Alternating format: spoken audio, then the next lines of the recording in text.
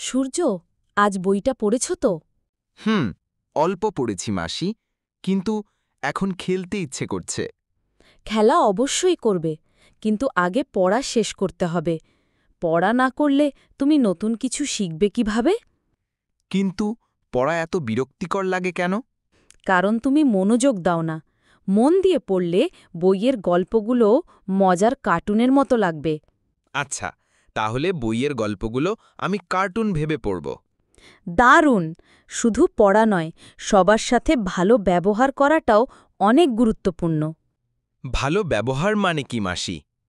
ভালো ব্যবহার মানে ভদ্রভাবে কথা বলা, দয়া করে আর ধন্যবাদ বলা, কাউকে কষ্ট না দেওয়া, বড়দের সম্মান করা এবং ছোটদের ভালোবাসা। বুঝেছি মাসি, আমি আজ থেকেই সবার সাথে সুন্দরভাবে কথা বলবো। এই তো আমার সোনা সূর্য। আগে পড়া শেষ করো, তারপর খেলতে যেও। ঠিক আছে অথই মাসি, তুমি সেরা।